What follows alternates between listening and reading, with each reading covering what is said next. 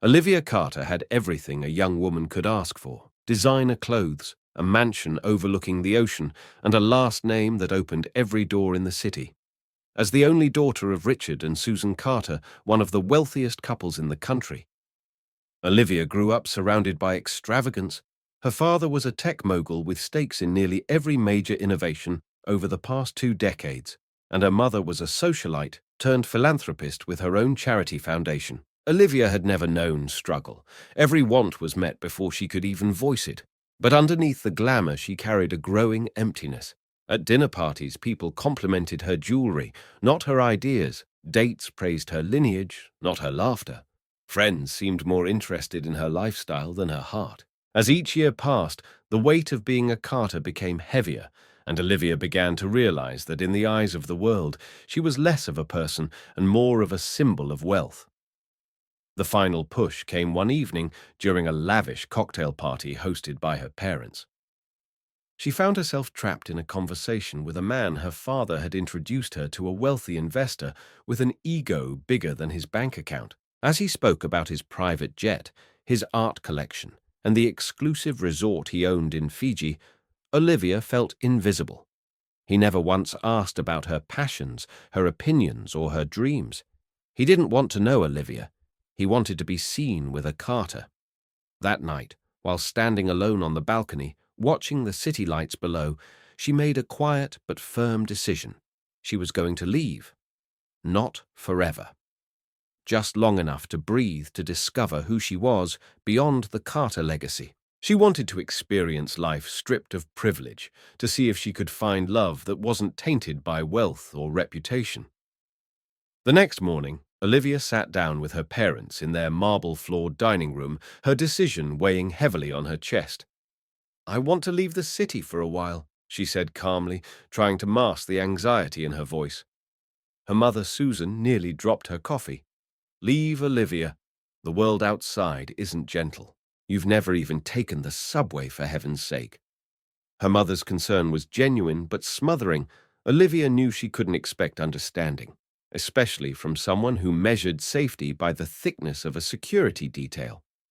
She tried to explain, to make them see her need to be seen, not as a Carter but as herself. Richard Carter, usually reserved, listened in silence. Then, to Olivia's surprise, he nodded slowly. "If this is what you truly need," he said, "you have my support.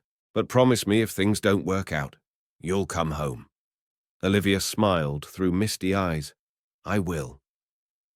A week later, she packed a single suitcase with plain clothes, leaving behind the designer gowns and diamond necklaces that had once defined her.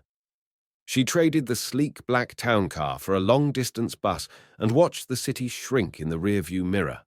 Her destination. Brookdale, a small working-class town miles away from the glitz of high society. It wasn't glamorous or curated. It was real. Upon arriving, Olivia found a modest studio apartment above a hardware store. The floor creaked when she walked the bathroom. Faucet leaked and the mattress was barely softer than the floor, but for the first time in her life, she felt free. The anonymity of Brookdale was liberating. No one cared about the Carter name here. No one asked her to pose for a photo or expected her to donate to a gala. It was exactly what she needed. Olivia quickly realized that if she wanted to keep living this new life, she needed to work. Her savings, which she had insisted on converting into a small account under a different name, wouldn't last long. She wandered the streets of Brookdale for days, searching for any help wanted sign that didn't require experience. Her lucky break came when she walked into a charming little diner on Main Street, Rosa's place. The smell of fresh pancakes and brewed coffee wafted through the air as Olivia stepped inside. Rosa, the owner, was a stout woman with a no-nonsense attitude and a warm heart buried beneath it. She sized Olivia up with a skeptical glance, but noticing her eagerness, decided to give her a chance. "You can start tomorrow," Rosa said, handing her a faded apron. "But it's hard work. You're on your feet all day, and tips aren't always great. Still want the job?" Olivia nodded without hesitation. "Yes, I want this." Working at Rosa's place was unlike anything Olivia had ever experienced. The work was exhausting. Wiping down sticky booths, balancing trays of coffee and eggs and dealing with grumpy early morning customers who didn't bother to smile. Her hands blistered from scrubbing dishes and her back ached from long shifts, but there was a strange peace in the simplicity. Customers knew her only as Liv, the new waitress who always smiled and remembered their orders. There was no talk of IPOs or designer labels, just people, real people with real stories, laughing over waffles or nursing heartaches with a cup of black coffee. Olivia began to feel something she hadn't felt in years: purpose. She wasn't hiding anymore. She was living, and even though she didn't know what the next chapter would bring, she finally felt like the story she was writing belonged to her. Life in Brookdale slowly began to settle into a comforting rhythm for Olivia. Though the early mornings and aching feet were new to her, she welcomed the unfamiliarity. Every day at Rosa's place brought new faces, new challenges, and a sense of belonging she had never found in the glittering halls of her parents' world. Her co-workers began to warm up to her, and regulars at the diner treated her like one of their own. Among them was Jake, an easygoing construction worker with a strong build, sun-worn hands, and a soft, steady voice. Jake often came in after long shifts, ordering the same black coffee and ham sandwich with a side of fries. Over time, they exchanged smiles, short chats, and soon longer conversations. Olivia found herself laughing at his dry humor and touched by his simple kindness. Jake didn't seem to care where she came from. To him, she was just Olivia the waitress with a crooked ponytail and a heart too big for her apron pocket. Their bond deepened quickly. Jake began walking her home after her evening shifts, sometimes waiting outside the diner just to see her off safely. He told her about his job, working on residential projects, about his tough upbringing, and his dreams of someday opening his own contracting business. Olivia, in turn, shared small pieces of her own story, carefully edited truths that gave him glimpses into her world without revealing its scale. With Jake, she didn't feel the pressure to perform or impress.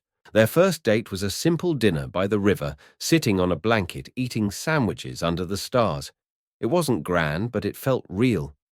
For the first time since she'd left the city, Olivia allowed herself to hope that maybe, just maybe, she had found someone who truly saw her.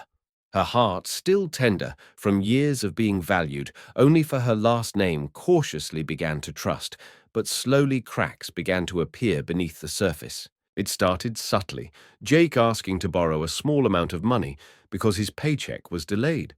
Olivia didn't think much of it at first. She had squirreled away modest savings from her time at Rosa's and wanted to help.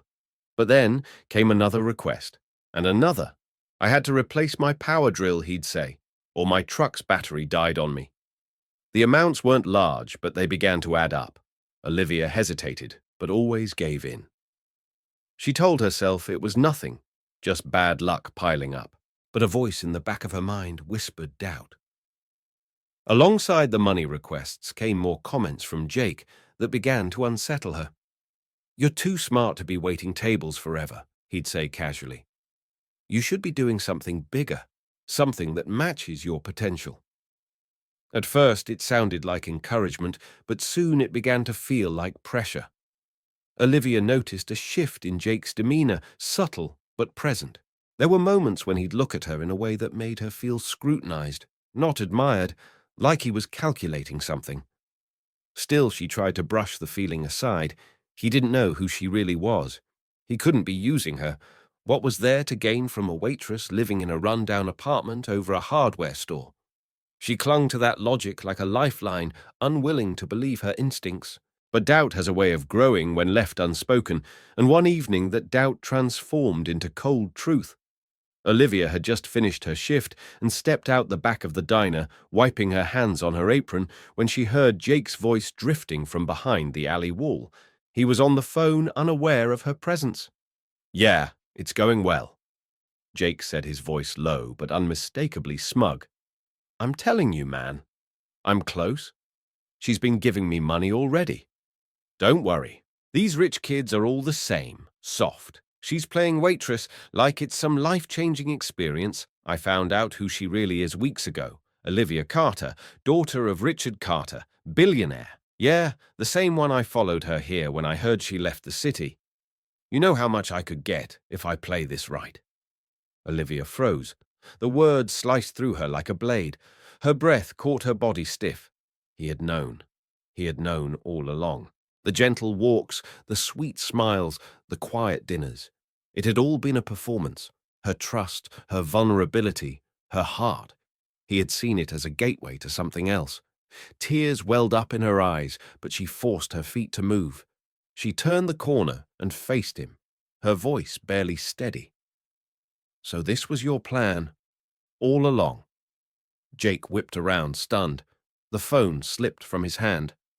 "Olivia, I can explain." But she wasn't interested in explanations. "You followed me here?" she whispered, hurt dripping from every word. "You lied to me. You used me." Jake's mouth opened, but no sound came. The guilt on his face was answer enough. Olivia backed away, the sting of betrayal burning through her chest. She didn't wait to hear another word. She walked, no ran back to her apartment, her tears falling freely. That night, under the flickering light of her dim room, she packed her things. Brookdale, once her sanctuary, had become another painful reminder of what trust cost. She needed to disappear again to find a place where no one knew her name and where her heart could finally breathe without fear. The bus ride out of Brookdale was long and silent, mirroring Olivia's state of mind. Her eyes gazed blankly out the window as the cityscape gave way to vast fields and quiet roads, her heart still raw from Jake's betrayal. She didn't cry this time. Her tears had run dry the night she overheard the truth. What she felt now was something deeper: numbness, disappointment, a quiet ache that comes not from the betrayal itself, but from the realization that no matter how far she ran, her past always seemed to catch up with her. She had tried to live as someone ordinary. She had handed her heart to someone she believed saw her for who she truly was. But even that had turned into a carefully constructed lie. And so, with her belongings packed in a small duffel bag and her identity once again shielded, she headed toward another chance at anonymity, hoping the next town would be kinder to her soul. The place she chose was the village of Elmswood, small, rustic, and almost forgotten by time, with dusty roads, wooden fences, and the distant sound of church bells. Each morning it felt like a different world entirely. There were no flashing lights, no gossip columns, no curious stares, only neighbors who greeted each other by name, and a community that moved at a slow, familiar pace. Olivia rented a modest room from a retired widow who lived alone, and the creaky old house welcomed her with quiet comfort. With her savings dwindling, Olivia knew she had to find work fast. One afternoon, she noticed a handwritten sign in the window of a small grocery store on Main Street, "Help Wanted." She stepped inside and met Mr. Paulson, a middle-aged shopkeeper with a gentle smile and eyes that studied people kindly.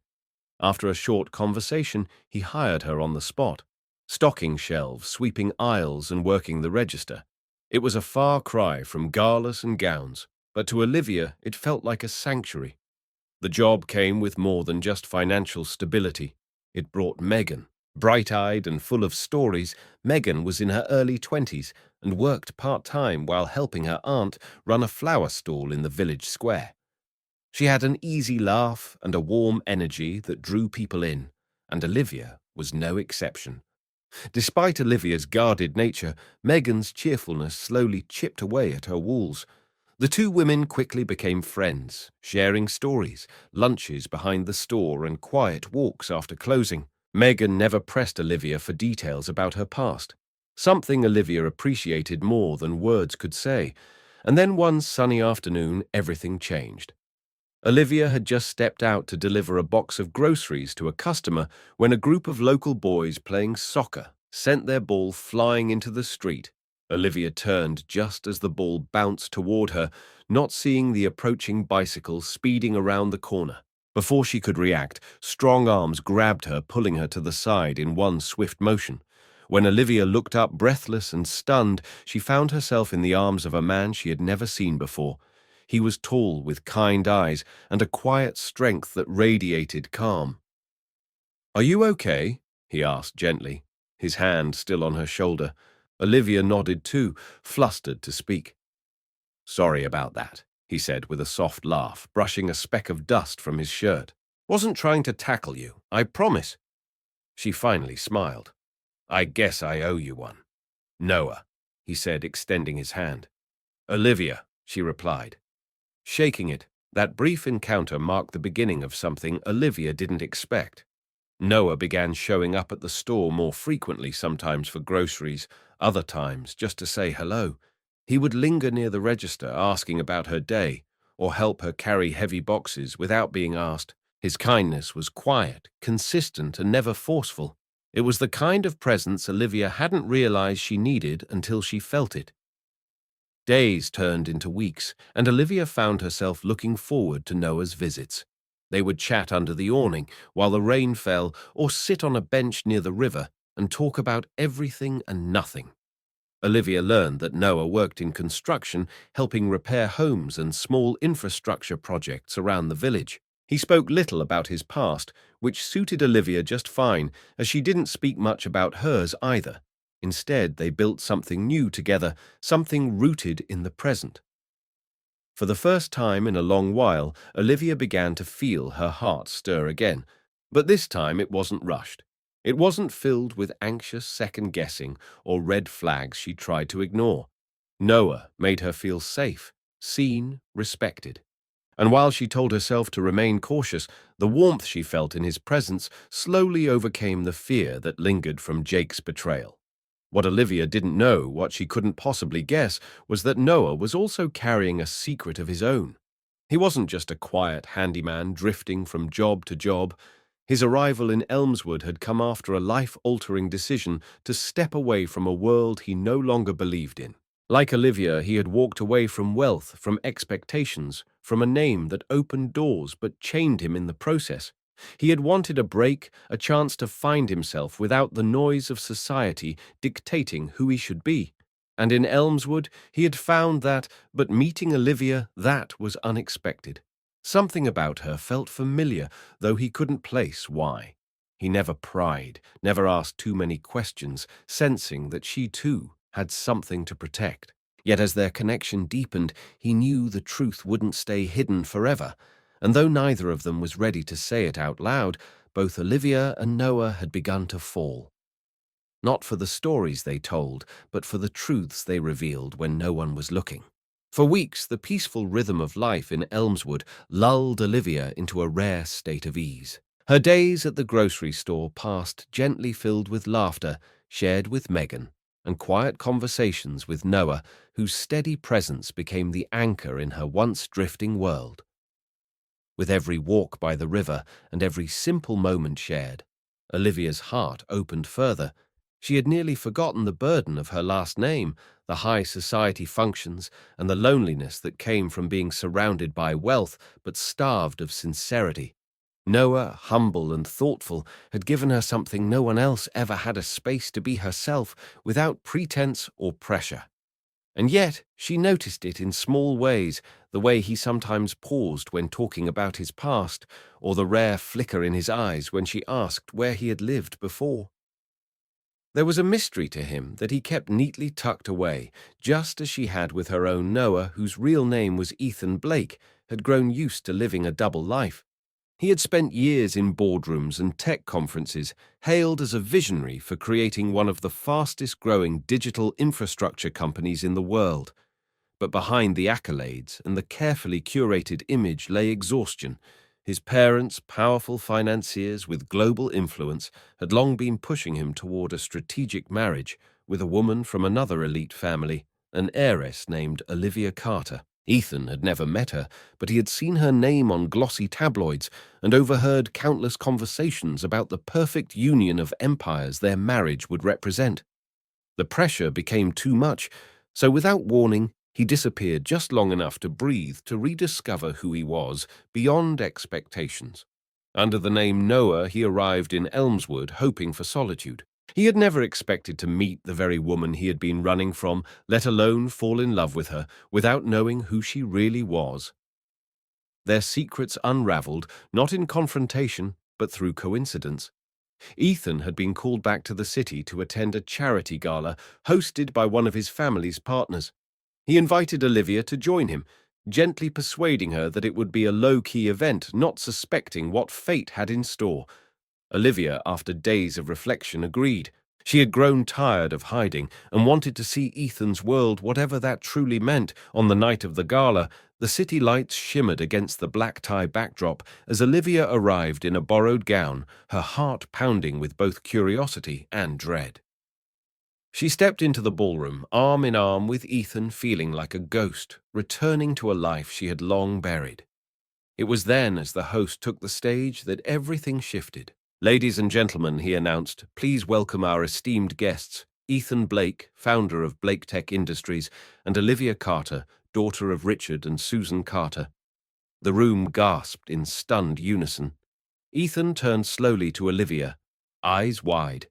"Carter," he whispered, as in, "Carter, Carter." Olivia nodded slowly, her expression filled with equal parts disbelief and vulnerability. "And you're Blake," she replied, a tremor in her voice. For a long moment they stood frozen, the truth settling between them like snow. Around them murmurs rippled through the room. Ethan's parents, who had been mingling nearby, exchanged stunned glances before rushing forward. "You knew," his mother demanded, eyes darting between them. "You knew she was the Carter girl." Ethan shook his head. "No, I didn't. Not until just now." Olivia, suddenly overwhelmed, excused herself and stepped out onto the terrace, the cool night air sharp against her skin. Moments later, Ethan followed. On the terrace, under the soft glow of city lights, the truth finally poured out. Olivia told him everything, how she had run from a world that measured her worth in money, how she had tried to find a life where people loved her for her, not her name. Ethan listened in silence, his expression softening with every word. Then he shared his own truth, the empire he had built, the identity he had hidden, and the very fact that their families had once hoped to orchestrate their union like a business deal. "I came here to get away from the Olivia Carter they wanted me to marry," he said with a small, ironic laugh, "and I ended up falling in love with her anyway without knowing it." Olivia felt tears well in her eyes. "So did I," she whispered. "I fell in love with the man who made me feel human again. Not the billionaire, just you." Back inside, Ethan's parents stood in stunned silence as the realization dawned. Olivia Carter, the girl they had rejected on assumptions, was the very woman they had once tried to set up with their son. No business negotiation, no staged introduction, just fate, irony, and two people who had tried to escape the very thing they ended up finding in each other. Ethan took Olivia's hand in his as they re-entered the ballroom together, no longer hiding. They had both run from their identities, trying to find something real in a world of illusions. And now, in the most unexpected of ways, they had found it in each other. The world would know their names, the headlines would spin their story. But at the heart of it all, two souls had found each other without the titles, without the legacy, and without the masks. The days that followed the gala were anything but quiet. News of Olivia Carter and Ethan Blake's unexpected reunion, two heirs who had unknowingly fallen in love under false names, spread through the city like wildfire. Social columns, speculated reporters begged for interviews, and their families were thrust into the spotlight once more, but behind the glitz and scrutiny a quieter storm was brewing.